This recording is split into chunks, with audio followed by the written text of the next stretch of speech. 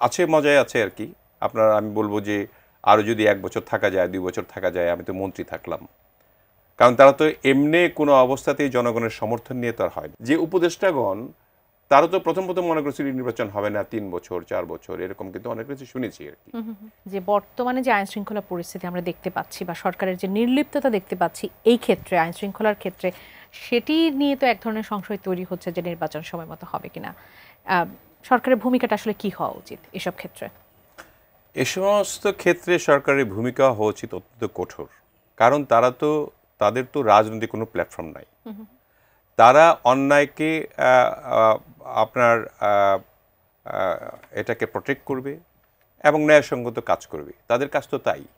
এছাড়া তো তাদের কোনো রকমের ইচ্ছা শক্তি থাকার কথা না। স্পষ্ট অবস্থান দেখাচ্ছে না সরকার। এটার কারণটা কি? এটার কারণটা হলো তারা তো ধরেন আছে, মজায় আছে আর কি।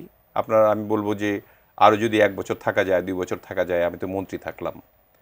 কারণ তারা তো এমনি কোনো অবস্থাতেই জনগণের সমর্থন নিয়ে তো আর হয়নি। আমরা সকলেই একটা প্রেক্ষাপটে একটা রাজনৈতিক সরকার এখন নাই, একটা অন্তর্বর্তীকালীন সরকার বসাতে হবে। সেই জন্য আমরা সবাই মিলে তাদেরকে বসি। সেজন্য কি সরকার এই নির্লিপ্ততা যে ফুল রাখি না নির্লিপ্ততা, হ্যাঁ, মানে তারা কোনো ধরনের উনি ওনার সাথে আমি একমত একদম, যে কোনো অবস্থাতেই তারা যে সমস্ত জায়গায় এই যে মবক্রেসিগুলো হলো, উনি যে বললেন যে প্রেশার গ্রুপ নামে এটাকে প্রমোট করা হয়েছে, 100% না হলে এই মবক্রেসিটা এখন হতোই না। তখনই যদি স্টপ করা হতো, এটা হতোই না। তো তাহলে ওকে, এখন হয় নাই, কালকের পর যে ঘটবে না সেটা কিন্তু আমরা জানি না, হয় নাই, তো তারপরে তো আপনি স্ট্রিক্ট হবেন। ঠিক আছে, এগুলি হয়ে গেছে, কালকে থেকে আমরা এই পদক্ষেপগুলি গ্রহণ করব যাতে করে আর না হয়। তো এই ব্যাপারে তো তারা উদাসীন। কারণ এখন আরো কিছু মনে হচ্ছে যে উপদেষ্টাগণ তারা তো প্রথম মনে করছিল নির্বাচন হবে না 3 বছর 4 বছর, এরকম কিন্তু অনেক কিছু শুনেছি আর কি। এখন যেহেতু নির্বাচনের একটা ডিক্লারেশন হয়ে গেছে এবং আই হোপ নির্বাচনটা হবে, এবং নির্বাচনে প্রধান উপদেষ্টা দৃঢ় সংকল্পবদ্ধ যে নির্বাচন ফেব্রুয়ারিতেই হবে, তাহলে তো সময় আর মাত্র আছে 4 মাস 5 মাস। এই 4-5 মাসে আমরা খামাখা, মনও খারাপ, ওরা কাজও করতে চায় না আর কি। কারণ দেশের প্রতি রাজনীতিবিদদের যে আপনার দরদ বা যে দায়বদ্ধতা, এটা কিন্তু ওনাদের আছে বলে আমার মনে হচ্ছে না। এটা আমি বলতে ওনারা হয়তো খুব মনে কষ্ট পাবেন, আমি তার খারাপ মানুষ বলবো না, বাট এই ধরনের জিনিসগুলোকে অ্যাড্রেস করার মতো ক্যাপাবিলিটি তাদের নাই। কারণ রাজনীতিবিদ ছাড়া এগুলিকে অ্যাড্রেস করা ইট ইজ কোয়াইট ইম্পসিবল ব্যাপার। এই যে আপনার একটা জিনিস যেমন ধরেন, এখানে একটু আগে তো একটু সময় একটু বেশি নেই, তারপর ওনাকে দিয়ে আপনার যেমন ধরেন জামাত ইসলাম, এনসিপিকে নিয়ে কিছুদিন তারা চেষ্টা করলেন যে এটা দল গঠন হোক। আমরা কিন্তু মনে মনে চেয়েছি ঠিক আছে একটা ভালো দল গঠন হোক না, কিন্তু ওরা তো ছোট মানুষ, হয়তো ওইরকম ভাবে রাজনীতিটা কিভাবে পরিপক্কতা লাভ করবে সেই বিষয়ে অভিজ্ঞতা কম জন্য অকালেই ঝরে পড়ার মতো অবস্থা হলো। সেই কারণে একটু যারা ব্যাক করছিলেন আর কি, তারাও একটু ব্যাক ফুটে চলে আসতেছেন আস্তে আস্তে, যে এদেরকে দিয়ে হবে না। আবার অন্যদিকে মানে জামায়াতে ইসলাম চিন্তা করছেন যে আমাদের তো এখন তো আওয়ামী লীগ নাই, আমরা তো দ্বিতীয় বৃহত্তম দল, এবং সেই হিসাবে আর এখন আমরা মোটামুটিভাবে তো যে যতদিন এই অন্তর্বর্তীকালীন সরকার আছে ততদিন তো আমরা একেবারে প্রধান দল হিসেবে আমরা নিজের সুবিধা ভোগগুলো করছি।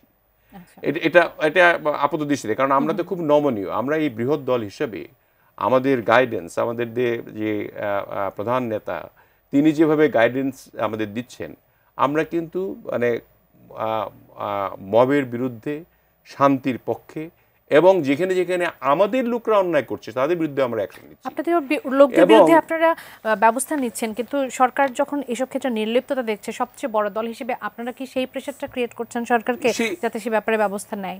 আমরা তো প্রেশার ক্রিয়েট করার কি, এই যেমন ধরেন আজকে যে বিবৃতি দিলেন বা একটা কোনো ঘটনা ঘটলো, আমরা তখন বললাম, সেটা যদি আপনি মানে কর্ণগোচর না করেন, আপনি যদি না শুনেন, আপনারা নিচ্ছেন না, এটার যে আপনার শক্তিশালী একটা ভূমিকা রেখে এটাকে অ্যাড্রেস করবেন, এটা করছেন না। না করলে তো আপনার এটা দেশটা একটা বিরাট অবস্থায় পড়ে যাবে আর কি।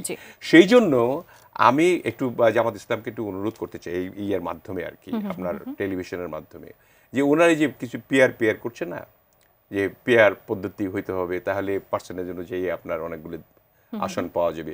5%, 10% ভোট পাইলে আপনার 30টা আসন পাবে এরকম, বা 15% পাইলে 45টা আসন পাবে, এরকম একটা চিন্তা ভাবনার তার মধ্যে আছে। ভাই আমি আপনাদের বলতে চাই, দেখেন এই যে এই ইলেকশনের পরে এই 24-এর ইলেকশনের পরে এই আমি ডামি ইলেকশনের পরে, তা 2-1 মাস পরে কিন্তু জয় এসে বলছিল যে আপনারা একটা অনুষ্ঠানে আমি দেখেছিলাম যে আপনারা অপেক্ষা করেন, 10 বছরের মধ্যে বিএনপি এবং জামাতের কোনো চিহ্ন থাকবে না, নিশ্চিহ্ন হয়ে যাবে। আল্লাহ তাআলার বিচারকে দেখেন, 10 মাসও কিন্তু জানি তারে নিশ্চিহ্ন হয়ে গেছে।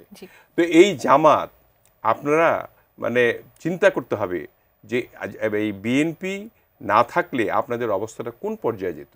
কাজেই জামাতকেও আমি অনুরোধ করতে চাই, এনসিপির যে ছেলেপেলেরা যারা রাজনীতি করতে চায় তাদেরকে অনুরোধ করতে চাই যে এই দেশটাকে রক্ষা করতে হলে এই সাময়িক লাভের জন্য কোনো কিছু না করে সার্বিক চিন্তা করে এবং সুদূর প্রসারী বাংলাদেশ যাতে সুন্দর হয় সেই চিন্তা করে একটা নির্বাচন সুষ্ঠু অবাধ যাতে নর্মাল পদ্ধতিতে হয়ে মানুষ যাতে তাদের প্রার্থীকে নির্বাচিত করে সংসদে পাঠিয়ে একটা সুন্দর দেশ গড়তে পারে, তখন এক সময় হয়তো আমরা বিএনপি ক্ষমতা থাকবো, এক সময় এনসিপি থাকবে, এক সময় মানুষ যদি ভোট দেয় তাহলে জামাত থাকবে, আর না সকলে মিলে।